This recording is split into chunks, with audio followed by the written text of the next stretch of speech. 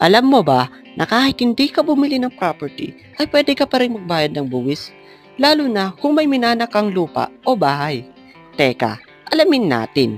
Sa video na to, pag-uusapan natin ang estate tax sa Pilipinas. Ano ba ito? Magkano? At paano ito binabayaran? Ang estate tax ay buwis na binabayaran sa gobyerno kapag may namatay at may naiwan siyang properties o asset. Kahit lupa, bahay, savings, kotse, o negosyo, lahat ng pag-aari ng yumao ay kasama sa estate. At bago ito ipamana, kailangang bayaran muna ang buwis. Kung hindi ito bayaran, hindi mo maipapasa ang titulo ng lupa o bahay sa pangalan mo. At mas mahirap pa kung ibebenta mo ito sa future.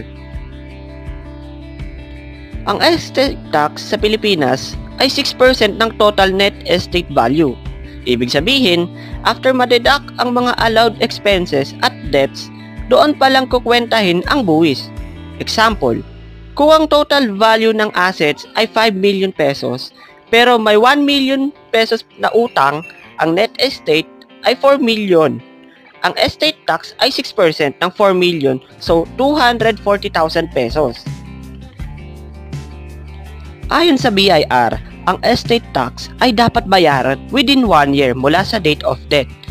Pwede kang mag-apply for extension kung hindi pa kaya bayaran lahat agad, pero kailangan may valid reason. Ang pagbabayad ay ginagawa sa BIR at kailangan mong mag-submit ng estate tax return form, death certificate, list of assets, titles, tax declaration, at iba pang supporting documents. Kapag hindi nabayaran ng estate tax on time, may interest, surcharge, at penalties na papasok. At hindi mo rin maipapasa ang titulo ng property sa pangalan mo.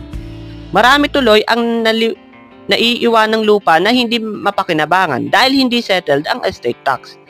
Kung matagal nang namatay ang original owner, may tinatawag na estate tax amnesty na maaaring i-avail para bumaba ang babayaran. Para hindi pahirapan ng pamilya, dapat habang maaga ay may estate planning. Maganda kung may last will, updated documents, at malinaw kung sino ang mga tagapagmana. Pwede ring mag-consult sa abogado or estate planner para siguradong maayos ang proseso kapag dumating ang panahon. Ang estate tax ay hindi dapat katakutan, pero dapat paghandaan. Kung gusto mong mapasayo ang lupa o bahay ng walang hassle, siguraduhin mong bayad at ayos ang lahat ng papeles. Huwag kalimutang i-like ang video, mag-subscribe, at i-hit ang notification bell para sa iba pang real estate tips. At syempre, bago tayo magdesisyon, teka, alamin natin.